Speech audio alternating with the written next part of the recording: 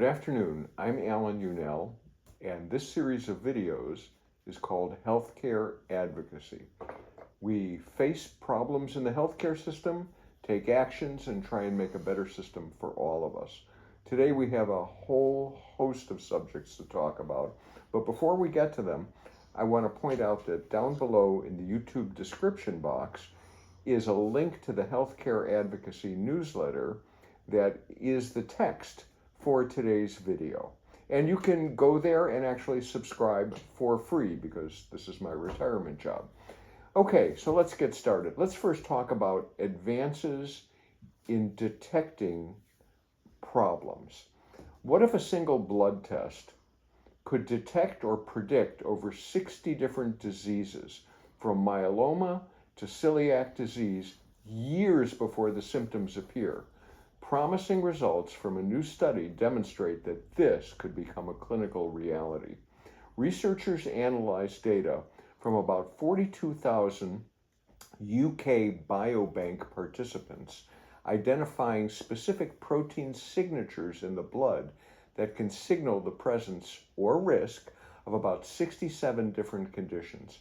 For many diseases, these protein markers were more accurate predictors than traditional clinical assessments. The study found that for about 163 diseases, the biomarker signature of just 5 proteins predicted disease as well as clinical models. Remarkably, 30 diseases could be predicted using just a single protein. This could be particularly useful detecting rare or hard to diagnose conditions. For example, celiac disease currently is diagnosed with invasive testing.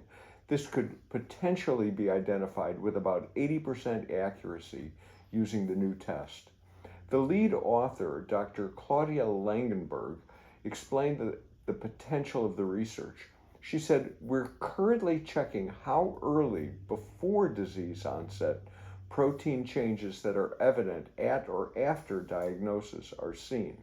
This suggests that these protein signatures would be able to detect diseases years before symptoms appear."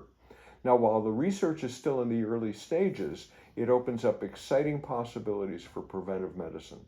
Early detection could lead to earlier intervention, potentially improving outcomes for a wide range of conditions. It's important to note that the test isn't yet available, and while we await further developments, the study, which was published in Nature Medicine, and I think there's a link to that, demonstrates how rapid advances in medical science will deliver far more personalized and proactive healthcare in the future. To learn more about the research and its implications for disease detection, I included a link. It says blood test may detect signatures. If you click on that link in the newsletter, you'll go there. Let's talk about the Affordable Care Act. Some subsidies there are set to expire, and this is really important. Temporary subsidies were originally passed as a part of the American Rescue Plan Act in 2021, and they included 2 years of enhanced subsidies for 2021 and 2022. The Inflation Reduction Act, which passed in 2022, extended those enhanced subsidies for another 3 years, which will end in 2025. The IRA and ARPA's enhanced health insurance subsidies both increase the amount of financial help available to those already eligible for assistance under the ACA, and also newly expand subsidies to middle income people, people with incomes over 4 times the poverty level, about $103,280 for a family of 3 in 2024, many of whom previously were just priced out of coverage, even with the ACA. Now, these subsidies, combined with increased funding for outreach and marketing, have led to record high enrollment in ACA marketplaces. Now, I include a chart from the Kaiser Family Foundation, and you can look at it in the newsletter. But there, what they discovered was that a single person making anything less than 4 times the federal poverty level would have to pony up about an additional $1,000 a year to buy an ACA plan if the expanded subsidies are not in place. So what do the expanded subsidies cost? The cost per year is approximately $33.5 billion. Now that's a lot of money, and that'll be paid to private insurance companies for a Band-Aid solution to try and keep people healthy. This system that we've got is just not designed to do that at an affordable price. What is? Well, universal health care does keep people healthy at an affordable price. Let me go off the script for a minute and tell you that our 35 pure industrialized nations, that's all over Europe and in Asia, they all have some form of universal health care with healthier populations at far lower costs.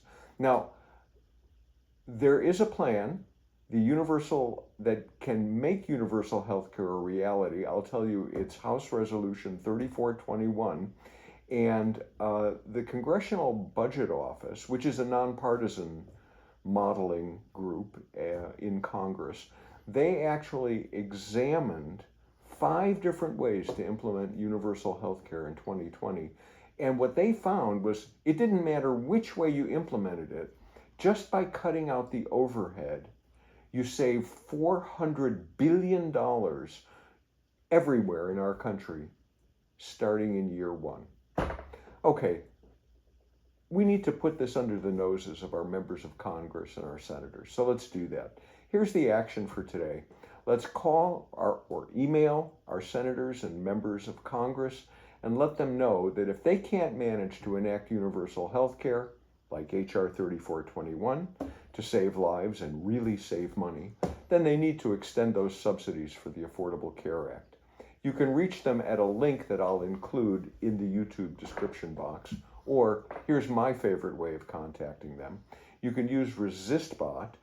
All you have to do is on your cell phone, send a text message to 50409, that's the recipient, and here's the message: sign, SIGN, space, PFNYMM. So that's sign, space, PFNYMM. Here's the message you'll send. I'm your constituent, and I want you to know that the Affordable Care subsidies are scheduled to expire in 2025. According to an analysis by the Kaiser Family Foundation, that'll raise the premium for these plans by about $1,000 for a single 45-year-old when they make less than about 4 times the federal poverty limit. These subsidies only cost about $33.5 billion yearly and are worth it to make sure that people can stay healthy. It is far more expensive for everyone to allow people to become sicker without insurance, because then all of us wind up picking up the cost. Let me point out that the 2020 Congressional Budget Office report on universal health care discovered that by employing any one of 5 different strategies for universal health care, a national single-payer insurance plan, we would save $400 billion every year just on the overhead. And that doesn't include the savings from negotiating every drug's price. That actually is like another $200 billion. Here's the link for your reference, and I include the link in the email you'll send to them.